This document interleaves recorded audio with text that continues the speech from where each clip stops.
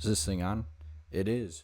All right, welcome back to the Shoot to Rock Pro Sports Talk podcast. I'm your host, Shoot to Rock, and today we have our MLB Postseason Predictions as the wild card gets going here on Tuesday, October baseball. It's the best time of year, so I'm going to be going through the whole bracket, giving my picks. Make sure to drop your picks down below, and while you're down there, leave a like on the video, subscribe to the channel. All right, let's get into it.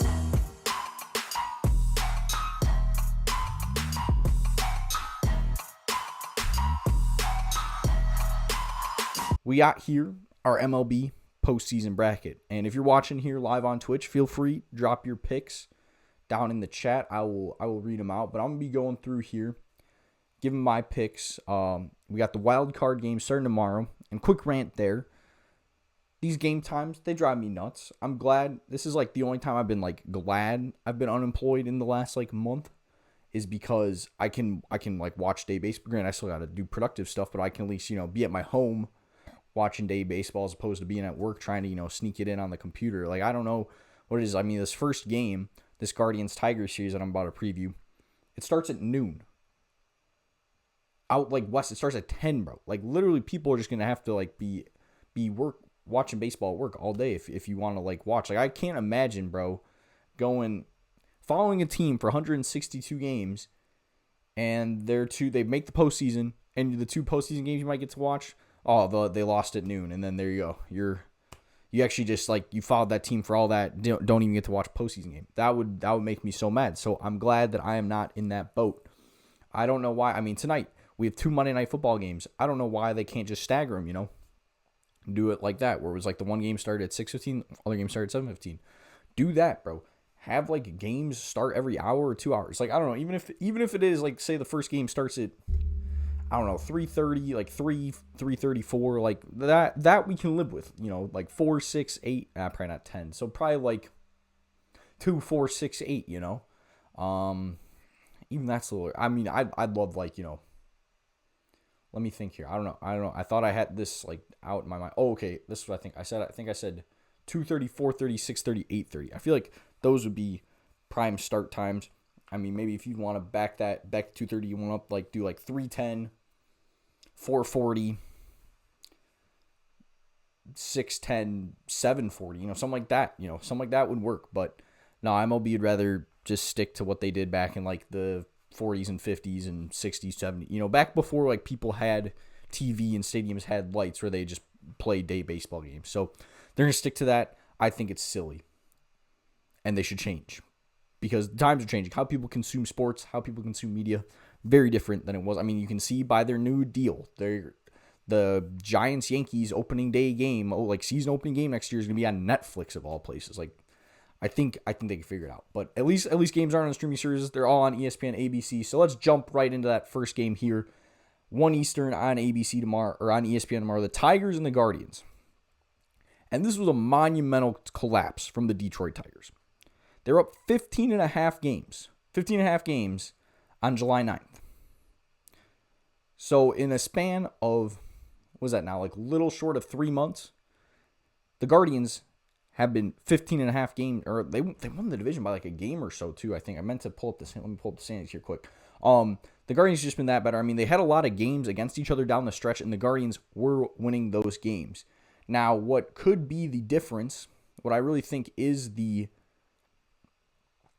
main difference for Detroit is now, it's a clean slate. You had that fall off, and, you don't want that to happen, but here you are.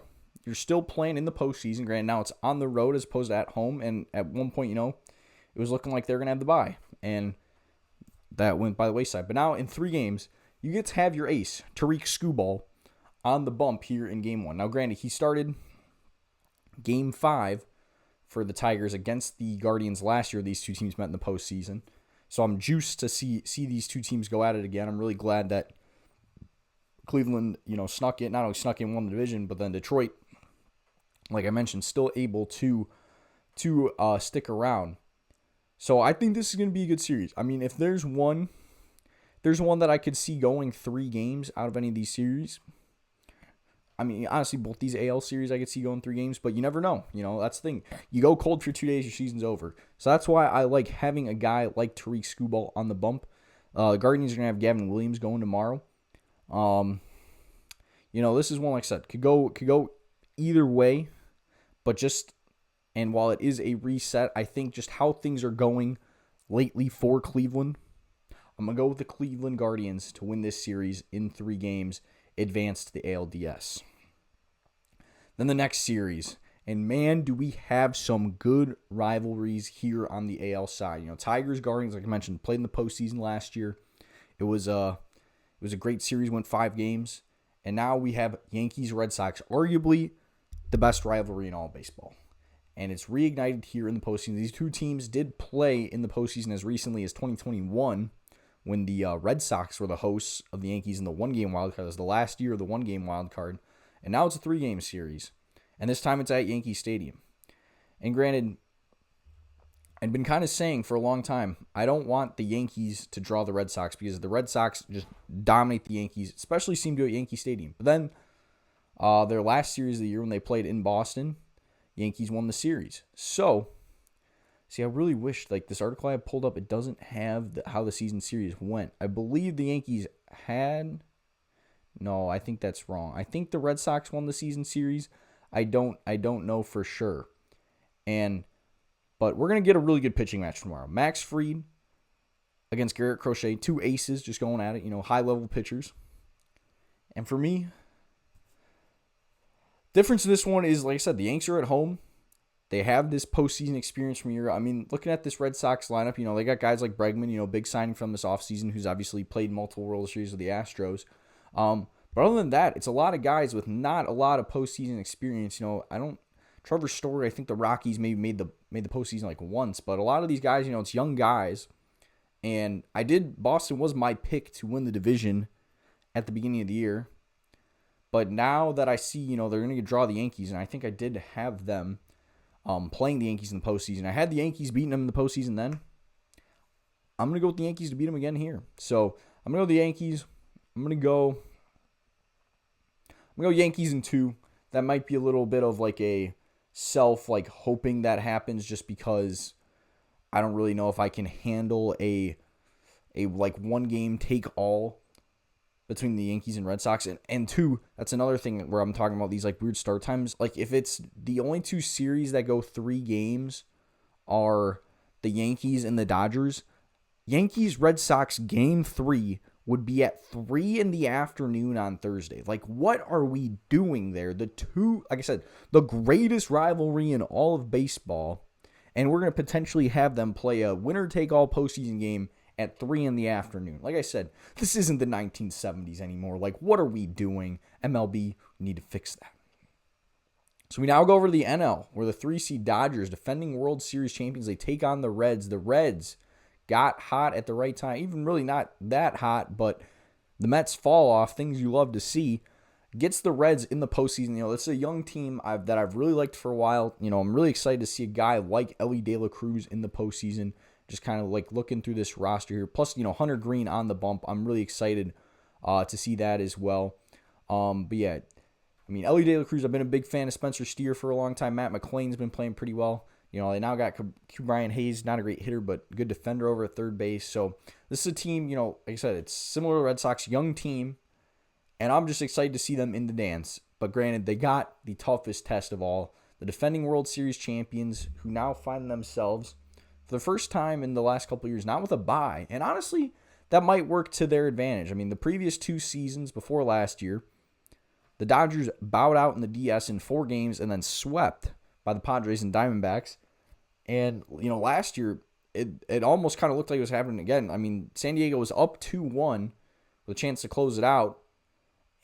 They might have even been up 2-0. I can't remember. But the Dodgers come back, win Game 4 in San Diego, win Game 5 in LA. Obviously, you know what happens. Go on to win the World Series. And it's one of those, as much as I would love to pick Cincinnati, I'm trying to see here who's going to be on the bump. It looks like Blake Snell is going to get Game 1 for the Dodgers. I think I saw it'd be Shohei would pitch Game 3, which that's going to just be a really interesting wrinkle to see how they use him in the postseason as well.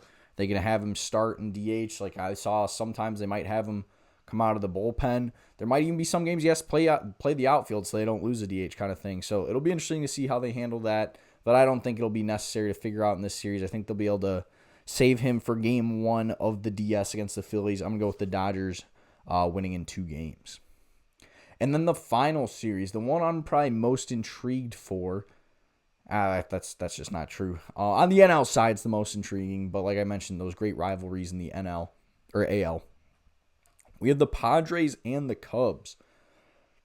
The Cubs technically did kind of choke the division, but it was like one of those. They're only up by like 7 games back in like May, June.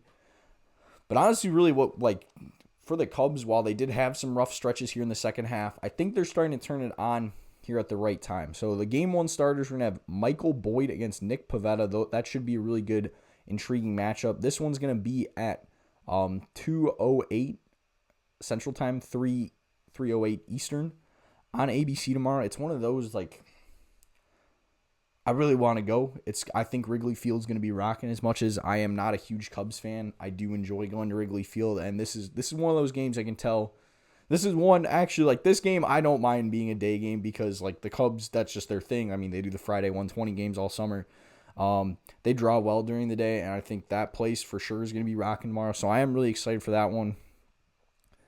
But I don't know, man. This is one of those, like, the Cubs, they do have guys with postseason experience, even though this is their first time back in the dance since 2020 when they were swept in the wild card round by the Marlins of all teams. So funny, but COVID shortened season, crazy stuff happens. But I mean, you got Kyle Tucker, like I said, those Astros runs, Dansby Swanson, who's gone deep with the Braves. But then, like I said, same thing, a lot of young guys, Michael Busch, Seiya coming over, Pete Crow Armstrong, they're really, kind of stud for them this year. A lot of guys that don't have a lot of postseason experience.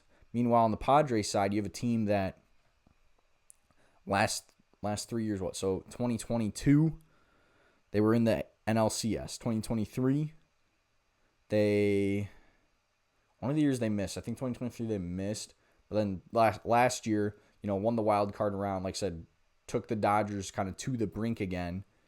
And, just couldn't get it done. But they are a team, guys like Tatis hitting leadoff. Machado's been there forever. Xander Bogaerts, he's had some postseason experience too in San Diego and Boston.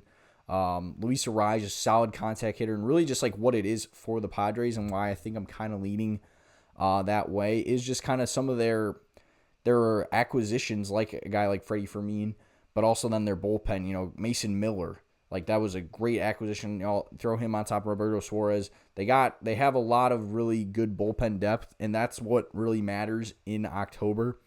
So for me, I'm going to go with the Padres to win this one. I feel like the Cubs win 1 game, so we'll go 3. I think we're going to have, what am I saying? We're going to have 2 game 3s on Thursday, which would be a record. So far in the 3 years of this format, we've had 2. They've both involved the Mets, funny enough, but one of them did involve the Padres. The first one, Padres-Mets, went to game 3, where the Padres won in New York. So this is now the Padres' 3rd time playing in this round. They got experience, and I kind of think that pays off. So I'm going to go with the Padres to knock off the Cubs. So we now go back to the AL. We'll start with the Guardians and Mariners. So the Mariners, another team, hot at the right time. Looks like they might miss the postseason. Now they get hot, plus the Astros fall off. They just straight up win the division, find themselves with a bye because of the Detroit fall off, and now we'll be hosting. My pick is the Guardians in the next round. And they're another team, fun team, have some postseason experience. Made a wild card a couple of years ago. Did get swept by said Astros. I believe, was that the last?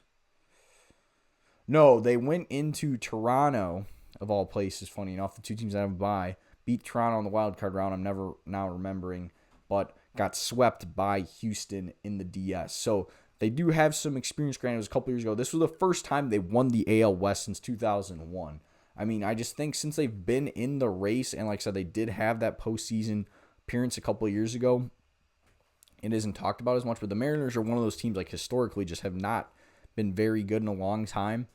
And then here they are again, with a record-setting season. Cal Raleigh, 60 home runs.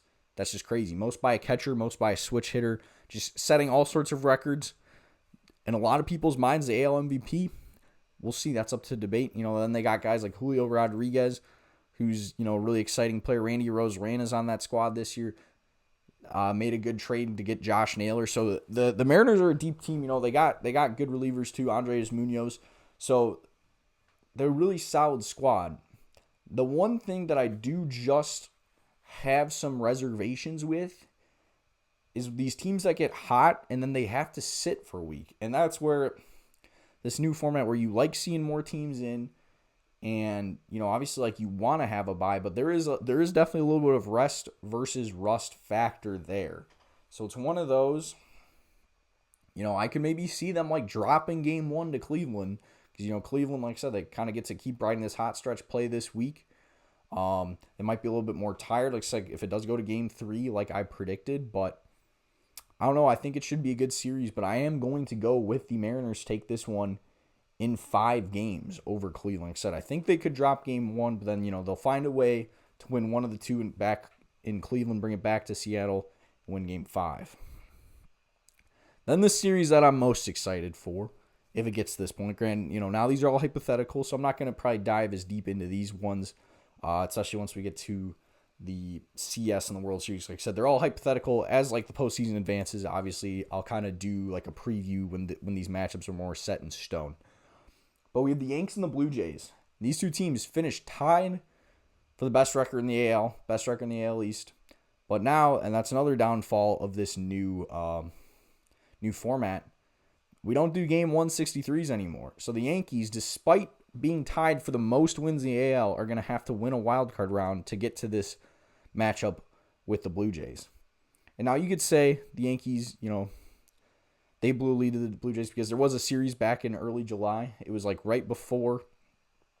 It was literally like, I think it's been since like July 3rd. It's either July 3rd or July 9th. I forget the exact date. The Blue Jays have been in the lead in the East. The Yankees, are playing some really good baseball now here to cut it down the stretch. But Blue Jays, like I said, find themselves back in the postseason, first time since 2021. I think this is the first time they've ever like had the most wins in the AL. So they're, like I said, another kind of record-breaking season. They got these guys that have been there for a while. Vlad Guerrero Jr., Bo Bichette, a lot of guys that have been around for a while in this core, and they're finally kind of getting their opportunity. But that being said, I think, like I'm saying, these teams, that's their first time in the dance, that time off could kind of hurt them. And the Yankees are a team that's hot, right now, like caught up to them in the standings. Like I said, just didn't have the tiebreaker because of like some of those series where they just got destroyed in early July. But that's a lot different team now. That team didn't have guys like David Bednar on it, like Jose Caballero. So I really like the additions the Yankees have made.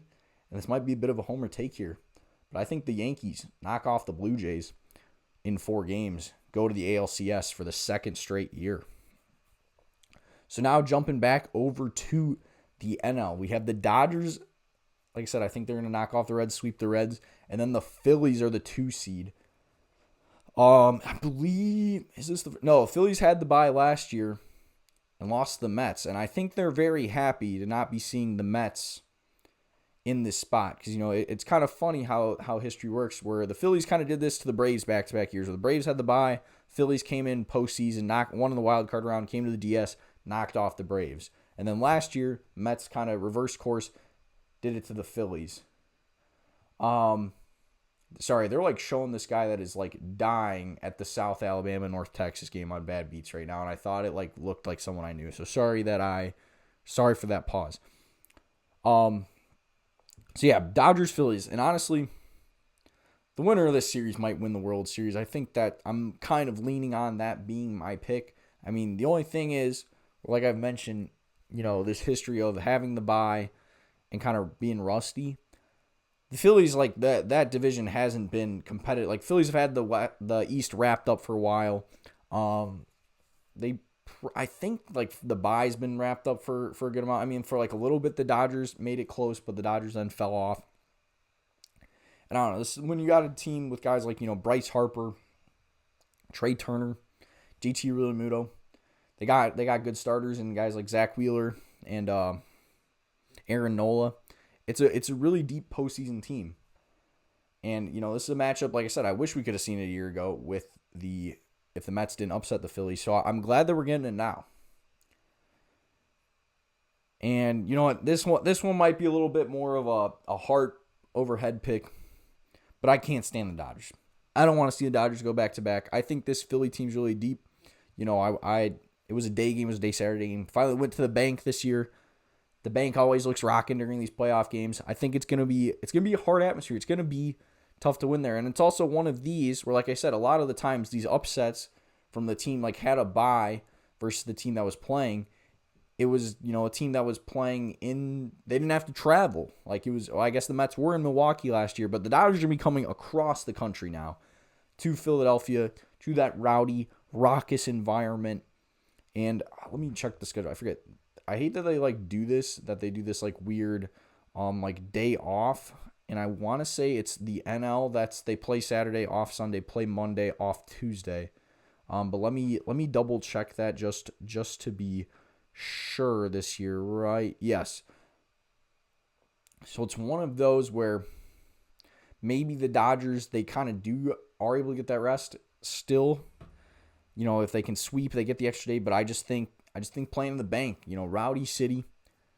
I like the bullpen too of the Phillies. Johan Duran, or I don't know how you say his name. Johan Duran. The Durantula. Acquiring him, his closer show. I think he's going to be unhittable at home in the postseason. So I'm going to go with the Phillies to take this one. And this one I'll go 5 games. Like I said, I think it's going to be a good series. I think it's one of those where I could actually see the Phillies winning both at home, not having like a rusty game 1. And then maybe the Dodgers, they take care of business at home. But then, just kind of the home team wins every game. So I'm going to go with the Phils. Then the last series of the DS, potentially, of the Brewers and the Padres. And the Brewers, record-breaking season for them. I mean, won 11 games in a row at one point, won 13 games in a row at one point. This team, it's crazy. And it's a lot of young guys are stepped up. Jackson Chourio, really good year from him. Caleb Durbin's been playing some really good third base. I mean, Sal Frelick's there. Christian Yelich is still there. Had that MVP season back in 2018. The last time the Brewers went far in the postseason. I mean, they've made it the last 2 years, but have found themselves losing in the wild card round. So I think to be able to avoid that wild card round is a very big deal for them. It's a franchise that's only ever won 3 postseason series in their existence. And like I said, 2018 was the last time they won the DS against the Rockies, and then sadly lost a Game 7 of the World Series at home to the Dodgers in that Yelich MVP year. So I think this will really be a good one. Like I said, the Padres already talked about their pitching and their bullpen. I think that's where it's gonna be. I think the Brewers, they need to get leads early and kind of keep the bullpen out of it. They have really solid starters in Freddie Peralta, Brandon Woodruff's back. I mean, Quinn Priester's been a godsend for them this year. He finally lost. It wasn't 19 straight decision wins, but they had won 19 straight games that he pitched in. I got to think he's going to get a start here in the postseason. I don't know for sure. Because they got the Miz too. It's just a lot of really good starters, and that's I think Milwaukee's advantage. So it's going to be, can they get on the board early and often, keep the Padres bullpen out of it? I'm going to say they do. I'm going to go with the Brewers. I'll go Brewers in 4. So that gets us to the CS. ALCS, we got Mariners, Yankees. Rematch of, all their playoff meetings, I believe, have been in the DS. And, that, like I said, last time the Mariners won the West, 2001. They set the MLB record for wins that year. But who knocked them out? New York Yankees. And, I think this one's a little personal. Like I mentioned kind of earlier, Cal Raleigh. Great year. Slugging the ball out of the yard. But there's been a lot of discourse. Who's the AL MVP? Is it Cal Raleigh? Is it Aaron Judge? And, this is obviously the MVP. It's a regular season only award. And these two teams have played some really good games, when they match up, especially in Seattle, some classic regular season games. But the Yankees do honestly perform pretty well in Seattle, even though it's across the country. And like I'm saying, I think this is going to be the series where Aaron Judge, He's a pretty humble guy where he might have a little bit of motivation. He might have a little bit of fire being like, hey, I lead all these. I literally, the only category in the AL essentially don't lead is home runs. Everything else, it's me. But because, Chicks did the long ball, I guess the media does too. Everyone talks about Kyle Raleigh. And I think that's where maybe the Yankees, they take some personal in that and they knock off the Mariners. I'm going to go with the Yankees. Get back to the World Series. Like I said, I think it's about who's playing good ball at the right time. Go the Yankees to beat the Mariners in 6 games. Then we go over to the NL side of thing. We got the 1 and the 2 seed there, the Brewers and the Phillies. Been the 2 best teams in the NL all year. And I think this is another one we're going to get a classic Brewers series similar to 2018. The Phillies have played some really good NLCS series. Sadly blew it a couple years ago against the Diamondbacks where they're up 3-2, heading back to the bank with both games at their place.